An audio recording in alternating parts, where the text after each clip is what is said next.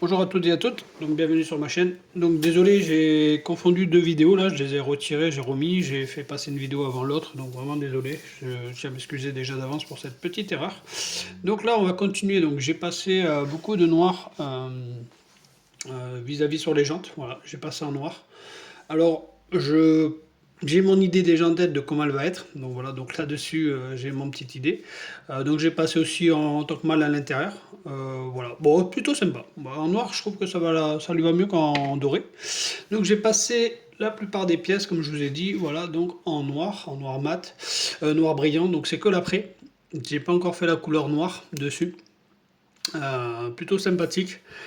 Parce que j'ai quand même encore beaucoup de peinture à faire là-dessus. On les fera ensemble, ces peintures-là. On aura une espèce de...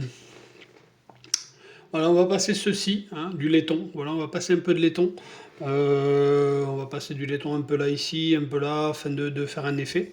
Puis voilà, on va s'amuser. Donc il faut s'amuser. Comme je vous ai déjà expliqué, quand on fait les maquettes, on s'amuse. Là, j'ai passé un petit coup de ponçage un peu sur le capot, sur la carrosserie. Pourquoi? Parce que je veux que mon après soit complètement lisse. Là ici pareil, il faut que je passe de l'après dessus. J'avais pas fait les rétros non plus hier. Voilà. Voilà. J'ai commencé un petit peu sans bout, hein. Je suis vraiment désolé, mais voilà, c'est vrai que ces derniers temps, je fais pas mal de boulettes. Et en même temps, après on fera des cuillères essais que je pris tout à l'heure. Voilà, donc on a quelques cuillères, là on fera des essais, je les ferai en noir, on les fera ensemble. Et ensuite on verra pour les peindre plus tard avec des essais justement avec le laiton. Je vais voir un peu la couleur qu'il donne. Voilà, j'ai vraiment envie de m'amuser à faire ça. Donc là je vais souffler un peu ma carrosserie parce que du fait que j'ai poncé, forcément il va falloir la nettoyer un petit peu.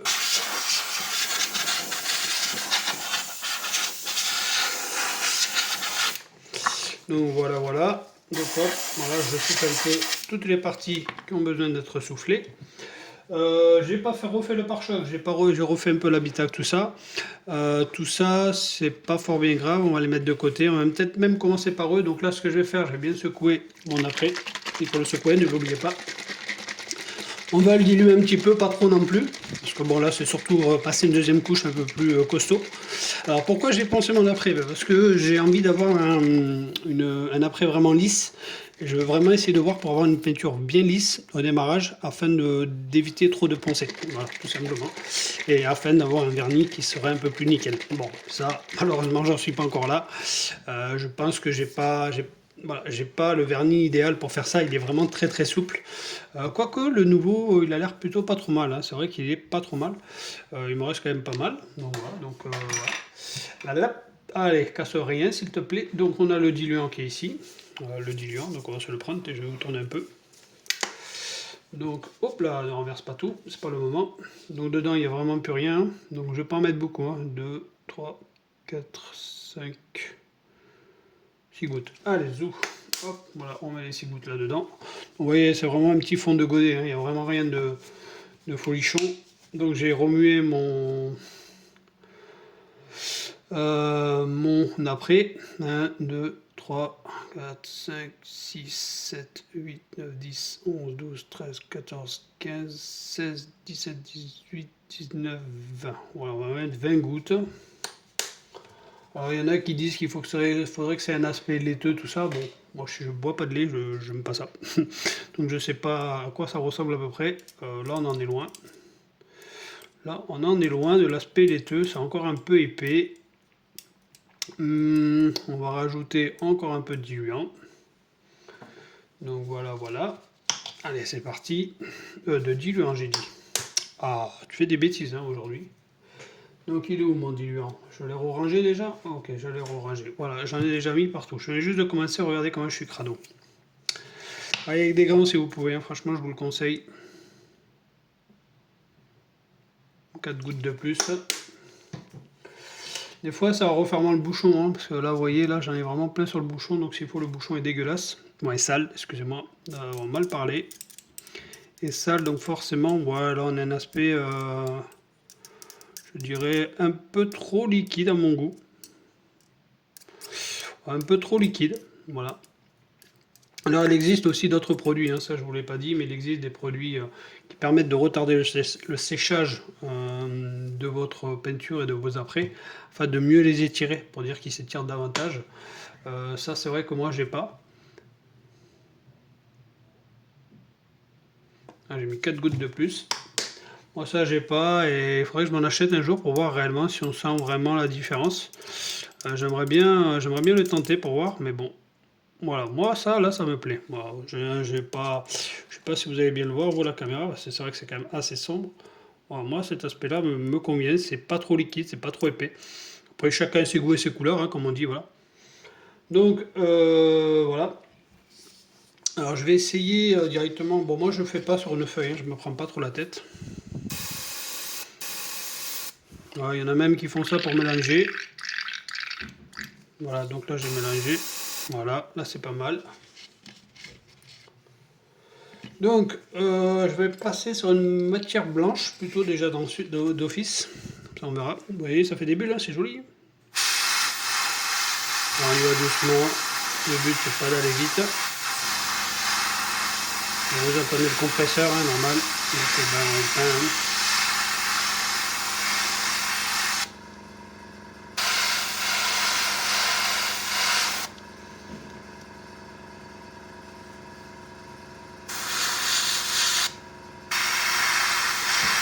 Donc, Au début c'est un peu compliqué de réussir à trouver le bon dosage de son aérographe. Au début c'est dur, hein, mais moi au début j'y allais quand même forcené, et c'est vrai que j'ai appris que ça servait à rien ce que je faisais, parce que c'était plus du sauvage. Et que pour finir, je faisais plus de dégâts qu'autre chose. Donc y aller fort ça sert à rien, y aller doucement c'est mieux. Petite couche par petite couche. Là j'ai appuyé à peine un peu trop fort. Voilà. Pas évident. Voilà, il y a plein de pièces que j'aurais pu me sortir, ce que je n'ai pas fait. Donc je vais me retrouver avec des pièces collées sur la table. Ça c'est bien pensé, encore une fois, bien préparé ton travail, Michael, bien joué. Donc voilà. Après, ouais, pas mal. Plutôt bien dilué. Un peu trop encore à mon goût. Je le trouve vraiment encore liquide. Alors ce que j'ai pas compris, c'est que là-bas j'ai une plaque déjà d'immatriculation, là-bas au fond. Je sais pas si vous la voyez, derrière le produit. Et là je me retrouve encore avec une plaque. Donc écoutez, j'ai encore 2 plaques à faire. Donc on va faire les 2 plaques, tranquillou. On n'est pas là pour aller vite.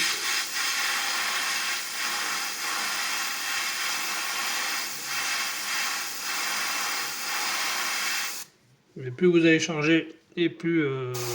bon, je pourrais souffler dessus pour le sécher. Mais bon, je trouve que ça sèche déjà assez vite. L'aérographe fait en sorte d'envoyer de l'air. Donc voilà, la peinture, déjà quand elle sort, elle est pas à moitié séchée, mais on va dire à un quart, quoi. Voilà, un bon quart.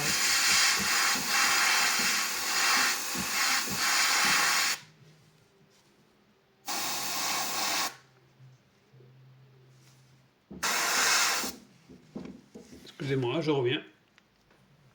Non, j'avais entendu du bruit, donc c'est pour ça j'étais allé voir ce que c'était. Donc on va faire les rétros. Voilà, on va s'attaquer les rétros. Bon, je vais pas faire toute la vidéo avec vous, hein, vous le savez. Hein. Voilà, c'est juste pour vous montrer un peu de travail vis-à-vis de l'aérographe, afin que vous voyez un peu comment ça se passe.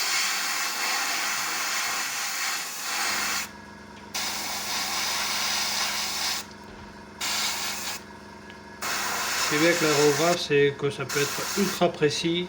Vous pouvez le régler, vous pouvez faire plein de choses avec. Donc là-dessus, voilà, il y a énormément de personnes qui l'utilisent et qui font des choses vraiment impressionnantes avec un aérographe. Donc bien sûr, il faut un aérographe quand même à un certain prix. Il ne faut pas un aérographe à bas de gamme. Hein. Il faut un aérographe qui coûte à peu près dans les, on va dire au bas mont, 250 et entre 150 et 600 euros. Voilà, là vous allez avoir des aérographes, plus ils sont chers et plus la peinture quand elle est projetée elle est déjà beaucoup plus travaillée, et vous avez moins de... vous travaillez plus précisément avec, voilà, tout simplement. J'avais regardé des vidéos là-dessus et oui, ça fait beaucoup la différence. L'aérographe fait énormément aussi le travail, quoi. Donc voilà, partez sur un aérographe basique, essayez de voir déjà si ça vous plaît ou pas. Et ensuite, ben, si vous avez les moyens, moi je vous conseille d'investir dans un aérographe qui coûte un peu plus cher afin de pouvoir avoir un travail vraiment de très très bonne facture, quoi. C'est vrai qu'on n'en parle pas hein, de tout ça, hein. C'est vrai qu'on parle beaucoup des maquettes, on parle beaucoup de choses pas spécialement peut-être intéressantes pour certaines personnes. Mais voilà, si vous avez un bon aérographe, votre travail sera beaucoup plus lisse, plus direct, plus précis, plus joli. Voilà. C'est pas la peinture hein, qui fait tout, hein, faut pas croire. Bon, la peinture fait, on va dire, 50% du boulot, mais l'aérographe fait aussi 50% du boulot. Voilà, après, si on va par là, c'est c'est les deux bien combinés. Voilà, vous avez un boulot hors pair. Moi, ce que je vais faire en vrai, après, ce sera des cuirs d'essai, comme je vous ai dit. Je vais en faire. Pourquoi je vais faire des cuirs d'essai? Parce que je voudrais essayer justement de passer une peinture dessus avec un vernis et voir un petit peu si je peux le polir ou pas du tout. Voilà. J'ai pas envie de faire ça sur la maquette et de tout esquinter et de la jeter à la poubelle. Donc je vais faire des essais sur une cuillère. Et, voilà. Et comme je vous ai dit, voilà, j'ai tous les produits qu'il faut. Mais j'ai pas le vernis adéquat, donc j'aimerais voir si le vernis de chez comment ça s'appelle, Green Stuff World, voir si leur vernis est assez solide pour encaisser ce genre de produit et voir si je peux utiliser enfin ces produits afin de donner un bon résultat à ma maquette. Voilà. Je sais, le compresseur, moi je trouve qu'il se met très souvent en route. C'est vrai qu'on n'en a pas eu le temps non plus d'en parler de ce compresseur. Moi personnellement, je trouve qu'il se met trop souvent en route, il se vide vite. Voilà, il est moins dérangeant qu'un compresseur qui tourne tout le temps dès que vous appuyez sur la gâchette, mais quand vous faites le calcul du temps que vous passez à passer sur la gâchette, et le temps qui se recharge et le temps que vous y appuyez, franchement, je trouve que c'est pas exceptionnel non plus, hein. Franchement, je vous promets, c'est pas. Je m'attendais à un truc beaucoup plus long sur la pression, parce que ben, je fais pas non plus des grosses pressions, hein. J'appuie à peine, je fais vraiment des petits fils, hein. Vous l'avez vu par vous-même, hein, si bien. Je fais vraiment des petits coups de souffle, voilà, je fais pas non plus énormément pas des gros trucs pendant très très longtemps. Je fais des petits gestes avec très très peu de pression.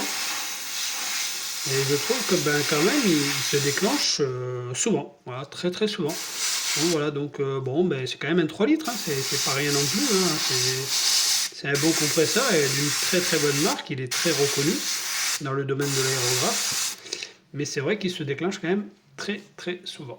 Voilà. Cette vidéo dure un peu, bon voilà, moi, ça me fait plaisir de vous montrer un petit peu mon travail aussi.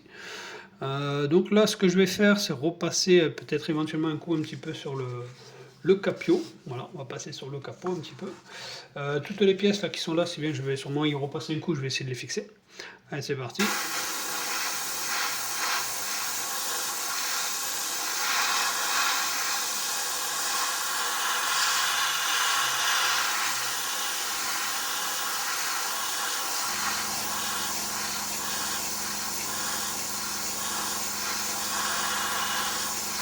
Alors pour ceux qui sont habitués à l'aérographe, si je fais des erreurs, n'hésitez pas à laisser un commentaire en me disant voilà, quand tu passes, tu fais beaucoup d'erreurs, tu passes trop d'air, tu passes pas assez de produits, ou justement tu en envoies trop, ou n'hésitez pas, hein, parce que moi, comme je vous l'ai dit, voilà, avant tout, je suis débutant, débutant et je suis pas professionnel.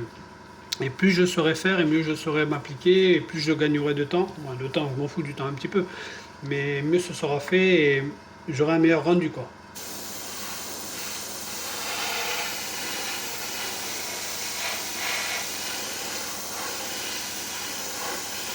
Et je vais vraiment doucement, j'envoie pas trop d'air. Bon, normalement, il aurait fallu que je fasse d'abord tous les contours.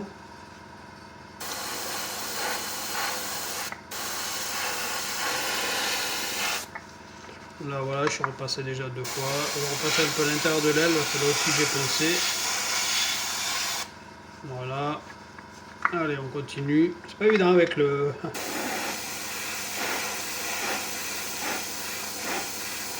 Et là, on voit bien humide. Moi, quand je vois humide comme ça, j'aime bien. Voilà. Ça veut dire que là, c'est pas trop mauvais. Voilà, elle est un peu humide, hein, vous voyez. Je sais pas si vous allez le voir à la vidéo. Mais bon, c'est plutôt sympathique.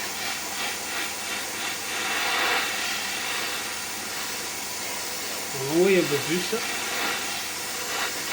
Sinon, la vidéo va durer 3 jours. Voilà, on peut envoyer. Hein. Oh, il y a un petit... comme un petit appel d'air, je sais pas pourquoi.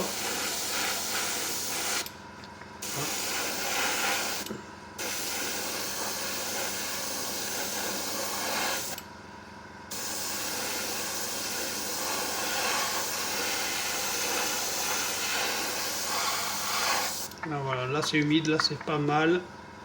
C'est faire pareil sur le capot, moins sur le coffre. Là, voilà.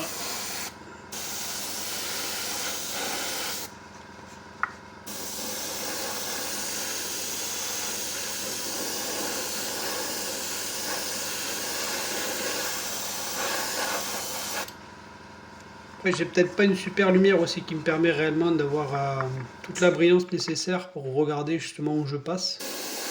Donc ça aussi, peut-être que ça y joue aussi, hein. Des fois peut-être que je passe mal par rapport à ça.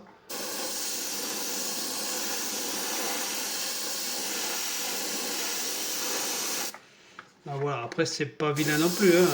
Voilà. Bon, c'est que l'après, hein, on s'en tape un peu. Donc voilà, donc je vais pas faire une vidéo qui dure 25 jours. Donc voilà, donc n'hésitez pas à me laisser un petit commentaire, un petit pouce bleu, n'hésitez pas à me dire ceux qui connaissent vraiment l'aérographe, mes erreurs par rapport à ce travail que je viens de faire. Et n'hésitez pas à vous abonner, à laisser un petit pouce bleu et à voter surtout sur la couleur de cette maquette, donc qui est la Sylvia S15. N'hésitez pas. Allez, sur ce, je vous laisse, je vous dis ciao ciao, à la prochaine et à plus.